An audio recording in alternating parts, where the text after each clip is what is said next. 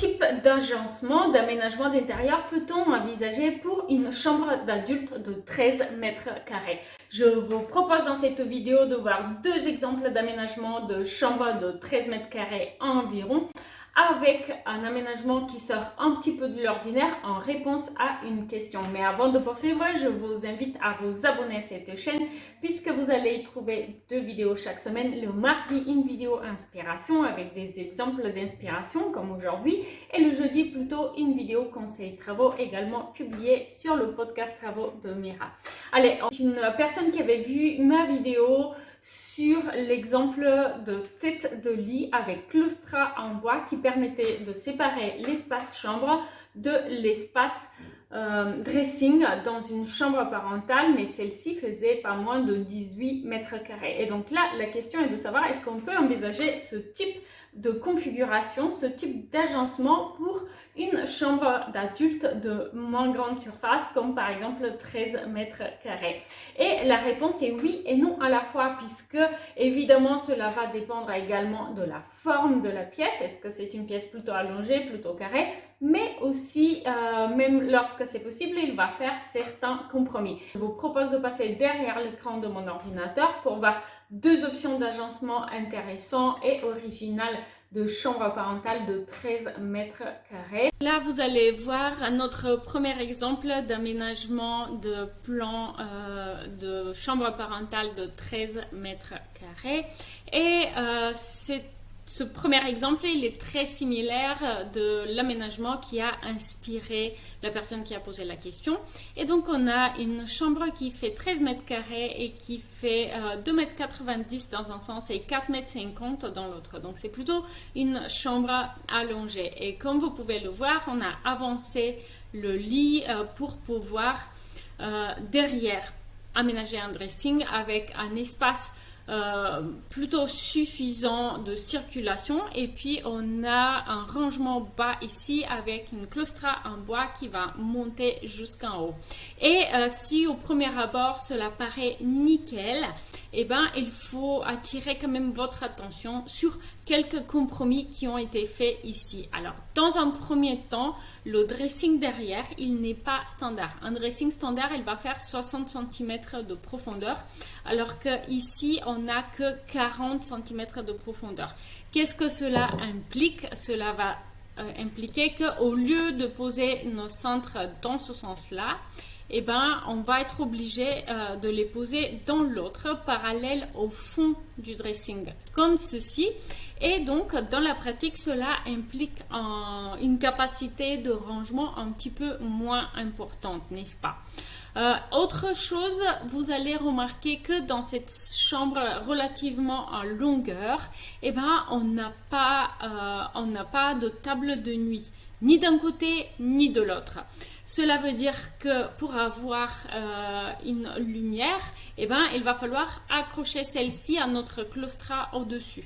Et pour avoir une petite surface où on va pouvoir poser un téléphone portable, un livre, etc., ça va être fait soit derrière le claustrat sur ce meuble bas derrière, soit dans le claustrat, on va pouvoir incastrer des boîtes. Je vais vous montrer un exemple en 3D vers la fin de la vidéo. Ok, donc là on a déjà deux éléments qui font que c'est quand même un compromis. Troisième chose, comme vous allez pouvoir le remarquer, eh ben, on n'a pas vraiment d'autres rangements dans la chambre. Même si ici, on peut essayer de peut-être mettre une coiffeuse, c'est un petit peu limité. Et cela va de soi, on s'y attendait bien sûr. Cette chambre, l'aménagement de cette chambre, elle ne va pas évidemment respecter les normes d'accessibilité, notamment pour l'utilisation par une personne en fauteuil roulant. Mais bon, en rénovation, de toute manière, il est très rare de pouvoir respecter ces normes, n'est-ce pas? Donc ça, c'est le premier exemple. Je vais vous montrer maintenant le deuxième exemple, mais avant de passer au deuxième exemple, je voulais vous rappeler que ces deux exemples de plans sont fournis dans la section de bonus du guide d'aménagement de suite parentale ou chambre parentale. Donc, vous pouvez télécharger ces exemples de plans dans la section de bonus au format PDF à l'échelle de 2 cm par mètre ou une cinquantième. Alors, deuxième exemple qui personnellement à moi me paraît plus fonctionnel, même si on s'éloigne un peu de cette idée qui avait inspiré la personne qui a posé la question. Donc on a toujours notre dressing ici avec une profondeur de 40 cm et par contre le lit il va être tourné dans l'autre sens. Ce qui fait qu'on va avoir ici quand même un meuble bas de profondeur de 40 cm aussi accessible depuis l'entrée de la chambre pour les rangements en dessous, avec un claustrat ici dans cette partie au-dessus.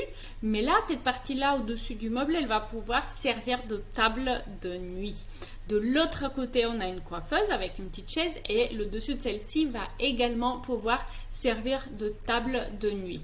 Donc pour moi, cet aménagement, ce deuxième exemple, il est plus fonctionnel, plus pratique et il impose moins de compromis d'utilisation parce que pour la personne qui va venir de ce côté du lit, eh ben, c'est bien plus facile d'accès que dans ce premier exemple où bon, il fallait un peu faire le tour de la pièce, n'est-ce pas?